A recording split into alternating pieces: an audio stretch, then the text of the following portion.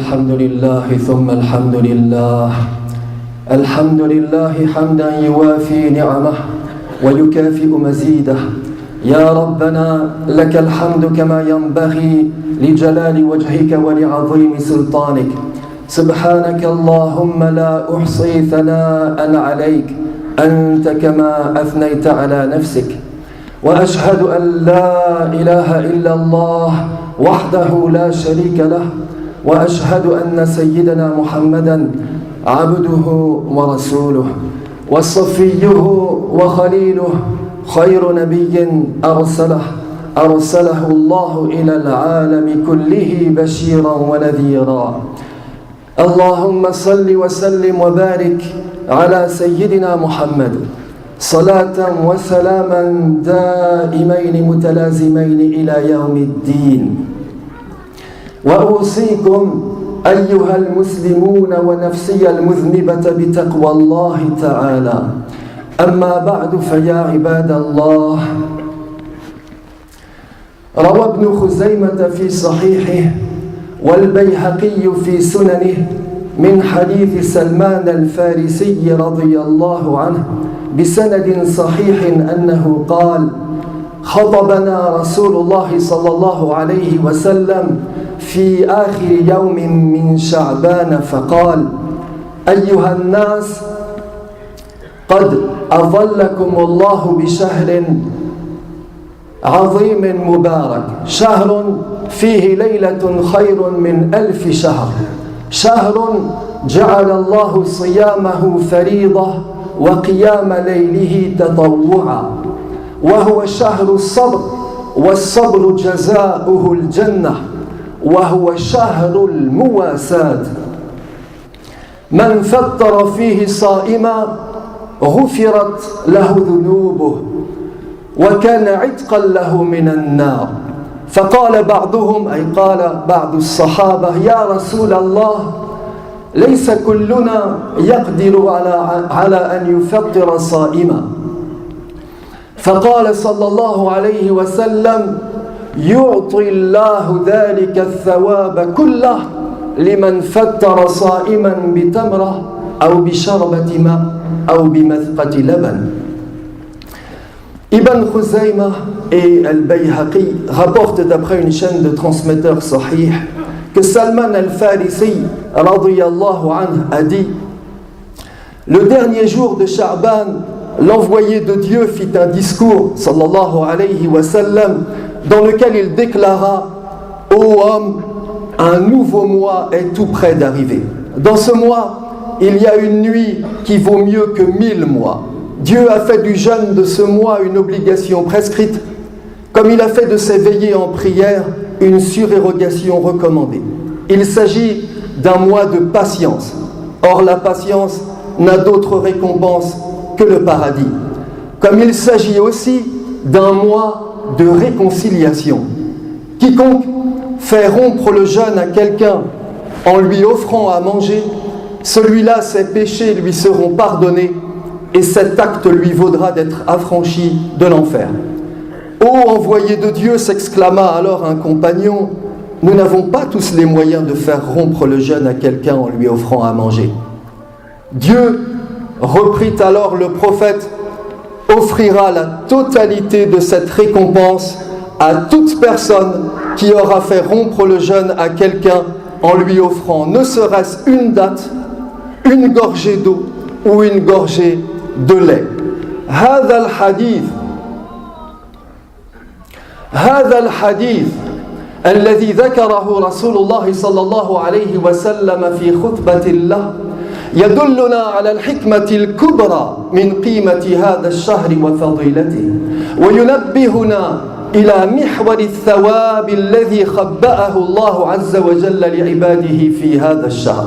إذا تأملنا في هذا الحديث أيها الإخوة، علمنا أن محور الثواب في هذا الشهر لا يتمثل في كثرة الطاعات في مظاهرها التقليدية المعروفة، ولا يتمثل في كثرة العكوف على قراءة كتاب الله في مظهره الشكلي، وإنما تتمثل قيمة هذا الشهر فيما نبه إليه رسول الله صلى الله عليه وسلم من أنه شهر المواساة، أي إنه شهر تجديد الألفة والمحبة والوداد بين المسلمين بعضهم مع بعض، شهر يهيب الله فيه عباده بأن يجددوا نسيج المحبة فيما بينهم، ثم بأن يطهروا هذا النسيج مما قد علق به خلال العام المتصرم من أحقاد، من بغضاء، من ضغائن، من ألسنة نطقت بسوء أو غيبة أو نميمة. هذا هو محور المثوبة التي غرسها الله عز وجل لعباده في هذا الشهر. فإن شرع الله فيه الصيام فالصيام خادم لهذا الهدف، وإن أهاب الله فيه الناس بقيام ليله فقيام ليله أيضا خادم لهذا الهدف، وإن أمر رسول الله صلى الله عليه وسلم فيه الناس بالإكثار من تلاوة كتاب الله فمن أجل تحقيق ذلك الهدف أيضا. Ces paroles donc que le prophète a prononcées lors d'un de ses discours font voir d'une façon précise quelle est la raison d'être du mois de Ramadan et de la récompense que Dieu promet durant ce mois. En effet, quand on réfléchit à ce hadith, on constate que la récompense que Dieu promet durant ce mois n'a pas pour cause la multitude des prières que nous accomplissons, ni la quantité des jeûnes que nous pratiquons, ni le nombre des pages du Coran que nous récitons. Mais la récompense que Dieu promet durant ce mois a pour raison d'être ce dont parle le prophète sallallahu alayhi wa sallam lorsqu'il qualifie le mois de Ramadan de mois de la réconciliation. Par l'expression mois de la réconciliation, l'envoyé de Dieu sallallahu alayhi wa sallam veut dire que le mois de Ramadan est un moment de l'année où les musulmans renouvellent leur témoignage d'affection, d'amitié et d'attachement les uns pour les autres. C'est un moment où Dieu demande à ses serviteurs de renouer le tissu de leurs relations sociales et de nettoyer ce tissu des rancœurs, des rancunes qui l'ont sali durant l'année passée. Voilà l'objet de la récompense que Dieu promet à ses serviteurs pendant le mois de Ramadan. Si le Seigneur donc a prescrit le jeûne durant ce mois, c'est dans ce but. S'il a préconisé les veillées en prière au cours de ce mois, c'est à cette fin. De même, si le prophète sallallahu alayhi wa sallam a recommandé de réciter le Coran pendant ce mois, c'est pour cette raison. والأحاديث الأخرى كلها تؤكد هذا المعنى الذي نقول وكأن الله جلت رحمته ينظر إلى عباده وقد علم أنهم خطاؤون وقد علم أن علاقات ما بينهم يتسرب إليها لأسباب عديدة يتسرب إليها الكثير من الأحقاد، الكثير من الضغائن، الكثير من السخائم، ربما عدا البعض منهم على الآخر فاستلب حقه. علم الله تبارك وتعالى أن عباده معرضون لهذا بسبب ضعف ركب فيهم، فجعل الله بفضله وسابغ رحمته من هذا الشهر المبارك فرصة لتجديد، فرصة لإزالة أسباب الأحقاد والضغائن من النفوس. C'est comme si Dieu, sachant que ses serviteurs sont par nature pécheurs et fautifs, et sachant que les relations qu'ils ont les uns les autres sont le plus souvent conflictuelles et tendues, c'est comme si Dieu, dis-je, avait fait du mois de Ramadan une occasion de rétablir les liens qu'ils ont brisés et de reprendre les relations qu'ils ont interrompues. وكأن الله عز وجل ينادي عباده بلسان رسوله محمد صلى الله عليه وسلم أن أقبلوا فرمموا هذا السوء الذي وقعتم فيه في العام الماضي، سدوا الثغرات، جددوا الألفة التي أقمت الإسلام على محورها فيما بينكم، طهروا صلات ما بينكم من السخائم والبغضاء والأحقاد.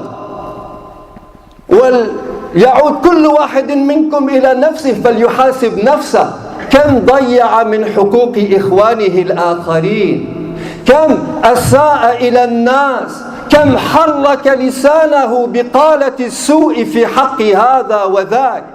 هذا المعنى هو الأساس الذي يدور عليه محور المثوبة والطاعات والعبادات التي يهيب الله عباده في هذا الشهر بأن يقبلوا إليها. C'est comme si donc Dieu disait par la bouche de son prophète sallallahu alayhi wa sallam dans le hadith que nous venons d'évoquer: remettez-vous en accord les uns les autres après vous être brouillés, colmatez les brèches que vous avez ouvertes en vous disputant au cours de l'année passée, que chacun de vous fasse le compte de ses actions et de ses relations avec autrui. Combien de personnes a-t-il blessé, offensé ou outragé? Combien de calomnies, de diffamations ou d'insultes a-t-il proféré, puis qu'il corrige le mal qu'il a commis et qu'il se réconcilie avec ceux qu'il a outragés s'il veut que Dieu se réconcilie avec lui. Nous aimer de nouveau les uns les autres, voilà la finalité du jeûne, des prières et des récitations du Coran, mes frères, que Dieu nous demande d'observer tous ensemble durant le mois de Ramadan. ولذلك فلتعلموا يا عباد الله أن الإنسان الذي دخل عليه شهر رمضان وهو مثقل بحقوق الآخرين وهو مثقل النفس بمشاعر الأحقاد والبغضاء والضغائن لن يفيده شيئا إقباله على كتاب الله، لن يفيده شيئا أن يهرع إلى المساجد فيصلي في الصفوف الأمامية راكعا وساجدا، لن يفيده شيئا أن يجيع نهاره ويظمئه صائما لله بزعمه. ذلك لأن حقوق الله يا عباد الله مبنية على المسامحة، ولكن حقوق العباد مبنية على المشاحة. C'est pourquoi celui qui aborde le mois de Ramadan en sachant qu'il a causé un tort grave à son frère ou en ayant le cœur rempli de haine contre lui ne tirera aucun bénéfice des récitations qu'il fait du Coran, ne tirera aucun bénéfice des prières qu'il fait à la mosquée au premier rang, ni de la faim et de la soif qu'il s'impose et ressent. Car sachez-le, mes frères, autant Dieu est large et indulgent quand il s'agit du respect de ses propres droits à lui, autant il est précautionneux et intransigeant quand il s'agit du respect du droit des hommes. Telle est la fonction, mes frères, du mois de Ramadan. Rétablir les relations entre tous les membres de la communauté, éteindre les flammes de la rancune qui embrasent les cœurs et inciter les hommes à faire leur compte, non pas avec Dieu, qui est par nature large et indulgent, mais avec leurs frères les hommes, pour les droits desquels le Seigneur se montre si intraitable. شهر رمضان هذه هي مهمته فرصة لإزالة أسباب الأحقاد والضغائن من النفوس، فرصة لأن يعود الإنسان إلى حسابه لا مع الله فالله غفور رحيم ولكن مع الناس. كم من حقوق إخوانه ضيع وأكل، كم من كلمات افتراها لسانه كذبا ونميمة وغيبة. شهر رمضان فرصة للرجوع إلى هذا الحساب يا عباد الله. ولذلك يقول المصطفى صلى الله عليه وسلم: شهر رمضان شهر المواساة. ما قيمة أن أفطرك بتمرة وأنت قادر إن شئت أن تفطر نفسك بتمرة بل بتمرات كثيرة إن شئت. فائدة ذلك يا عباد الله أن هذا العمل يفتح الأفئدة مجددا للحب والوداد. ما فائدة أن أفطرك بمثقة لبن ممزوج بماء؟ كل الناس يستطيعون أن يفعلوا ذلك، ولكن المعنى الذي يرمي إليه رسول الله صلى الله عليه وسلم في هذه الوصية أن المسلم مدعو في هذا الشهر إلى أن يطرق أبواب أفئدة إخوانه المؤمنين كي يلج إليها من جديد بالحب والوداد. هذا المعنى هو الأساس الذي يدور عليه مثوبة الله عز وجل في هذا الشهر المبارك. Pourquoi le prophète a-t-il recommandé aux musulmans de faire rompre le jeûne à son frère en islam en lui offrant une date au moment du Maghrib, alors que ce frère peut fort bien rompre son jeûne par lui-même en se procurant une date, voire en se procurant autant de dates qu'il le veut? Si le prophète sallallahu alayhi wa sallam nous a recommandé de faire ce geste en direction de l'autre, c'est dans le but de lui manifester à nouveau nos sentiments d'affection et d'estime. À quelle fin l'envoyé de Dieu sallallahu alayhi wa sallam a-t-il prescrit aux croyants de faire rompre le jeûne à son frère en religion en lui proposant une gorgée de lait mélangée à de l'eau, alors que cette boisson n'a que peu de valeur en soi? Si l'envoyé de Dieu sallallahu alayhi wa sallam nous a exhortés à agir ainsi, c'est afin de nous inciter à émouvoir le cœur de nos semblables en leur renouvelant notre sympathie et notre amitié. إذا عرفنا هذا أيها الإخوة فاعجبوا لأناس يجعلون من شهر رمضان المبارك مناسبة لحشو الأفئدة بمزيد من أسباب البغضاء، بمزيد من أسباب الأحقاد. اعجبوا يا عباد الله لأناس يجعلون من شهر رمضان المبارك مناسبة لتقطيع بقايا نسيج الحب والوداد بين المسلمين. إذا دخل شهر رمضان جعل الكثير من هؤلاء الناس من لسانه سيفا يقارع ويخاصم به المسلمين، يخاصمهم في كل شيء، يتخذ من كيفية قيام الليل مثلا، أو من مواقيت الإمساك مثلا، أو من رؤية الهلال في بداية هذا الشهر أو في نهايته أداة لإثارة البغضاء بينه وبين المسلمين. كم وكم من خصومات قامت في المساجد بين إخوة مسلمين في هذا الشهر الذي جعله الله فرصة لتجديد الحب. كم من أناس جعلوا من شهر رمضان المبارك فرصة لتجديد البغضاء على عكس ما أمر به رسول الله صلى الله عليه وسلم. Maintenant que nous savons quelle est la raison des rites du mois de Ramadan, à savoir rétablir les relations entre tous les membres de la communauté et éteindre les flammes de la division, étonnons-nous de ce que certains individus profitent de l'occasion du mois de Ramadan pour attiser la discorde et ranimer le feu de la haine. Étonnons-nous de ce que certaines personnes tirent prétexte du mois de Ramadan pour dénouer le reste de trame qui relie encore les musulmans les uns aux autres. Étonnons-nous de ce que ces gens tirent prétexte de la détermination de la nouvelle lune de Ramadan, ou des modalités des veillées en prière du Tarawih, ou des différences de calendrier et d'horaire de prière pour manifester leur sentiment d'inimitié et d'hostilité envers leurs frères les musulmans, à l'inverse et au contraire de ce que préconise le prophète de l'islam sallallahu alayhi wa sallam. ثم إن من عادة أكثر الناس أنه إذا دخل شهر رمضان المبارك هرعوا إلى المساجد وأقبلوا نشيطين إلى قيام الليل وإلى صلاة التراويح، واستأنسوا بهذا الشهر وقدومه واتجهوا للقيام بحقه على خير وجه وأتمه، حتى إذا مر من هذا الشهر أسبوع أو أسبوعان فتر النشاط وتناقص الإقبال، وتنظر إلى المساجد التي كانت مكتظة بالمصلين والقائمين في أول الشهر وإذا بها أصبحت فارغة من نصف أو من ثلث الذين كانوا يملؤونها. أين ذلك النشاط يا عباد الله؟ أين ذلك الاستئناس بإقبال شهر رمضان المبارك.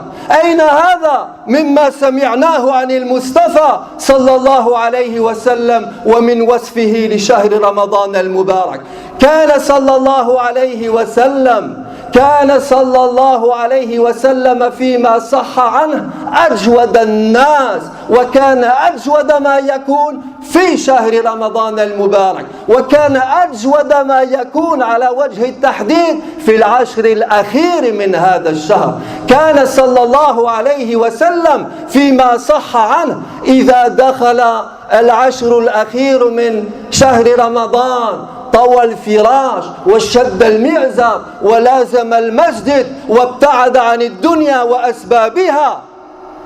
وكان صلى الله عليه وسلم يقول فيما صح عنه: التمسوا ليلة القدر في العشر الأخير من شهر رمضان، في ليلة 21 أو 23 أو 25 أو 27 أو 29 أو في آخر ليلة من ليالي رمضان. وكان يقول صلى الله عليه وسلم: من قام ليلة القدر إيمانا واحتسابا غفر له ما تقدم من ذنوبه مهما كانت ذنوبه. رواه البخاري ومسلم. فقارنوا يا عباد الله، قارنوا بين واقعنا، بين نشاطنا المعكوس ما بين أول الشهر إلى آخره، وبين وصية رسول الله صلى الله عليه وسلم وعمله على ما يدل واقعنا الذي وصفته لكم يا عباد الله.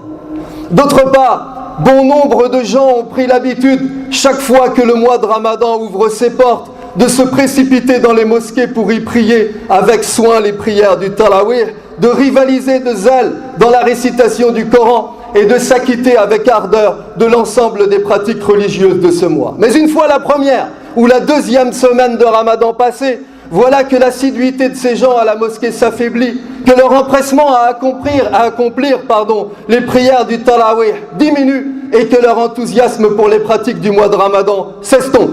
On voit alors les mosquées, qui étaient hier encore remplies à craquer, se vider progressivement de leurs visiteurs et perdre petit à petit leur ambiance chaleureuse, ardente et empressée. Au point que lorsque les 10 derniers jours de Ramadan arrivent, ces mosquées deviennent presque inanimées et mortes. Qu'est devenu l'empressement recueilli des premiers jours de ce mois béni? Où est passé le zèle ardent pour les prières nocturnes de ce mois béni? Où est passé l'attachement fervent à la récitation du Coran? Il ne reste plus grand-chose de tout cela. Pourtant, il est demandé aux musulmans d'en faire davantage pendant les 10 derniers jours du mois de Ramadan que pendant les 20 premiers jours, ainsi qu'en atteste la tradition sahih suivante.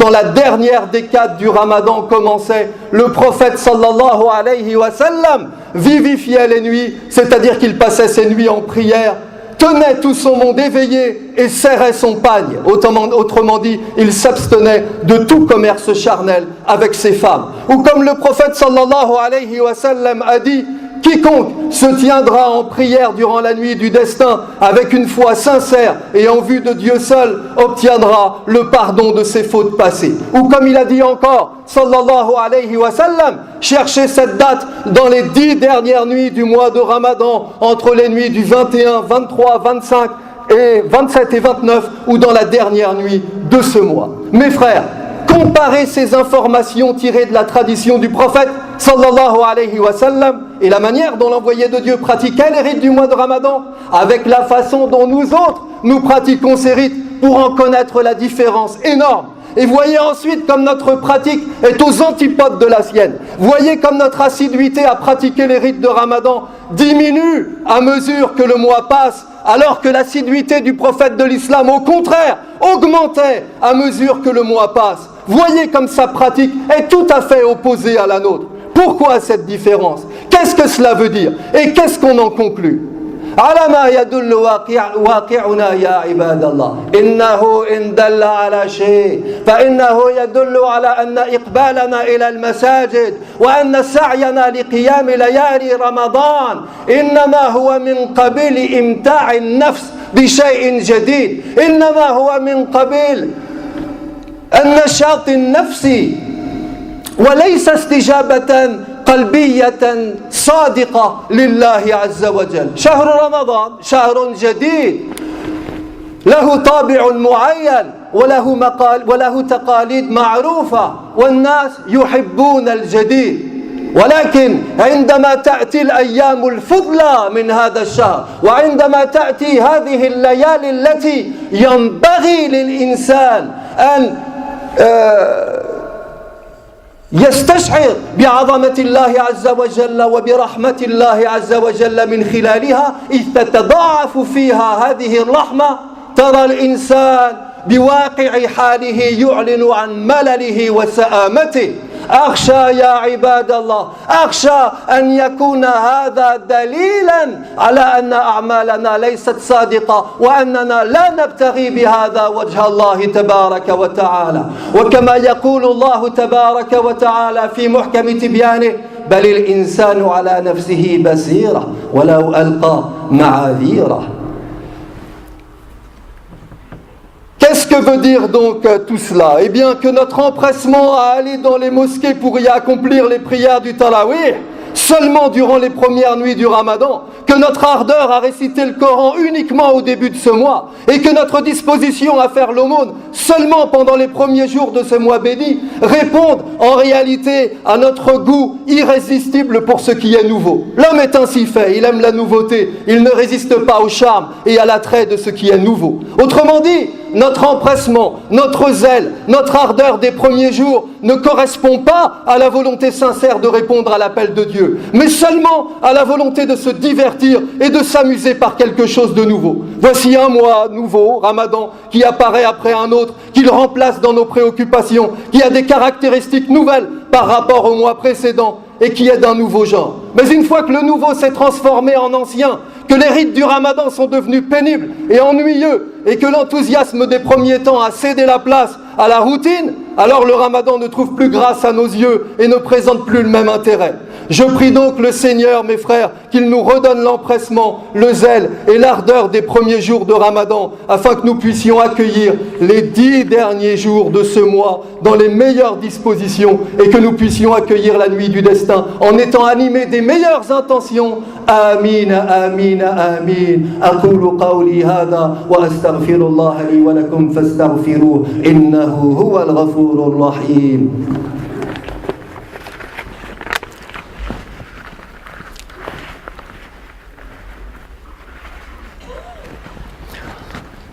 الحمد لله حمدا كثيرا كما أمر، وأشهد أن لا إله إلا الله إرغاما لمن جحد به وكفر، وأشهد أن سيدنا محمدا صلى الله عليه وسلم نبيه ورسوله وخليله وصفيه خير الناس على وجه الإطلاق.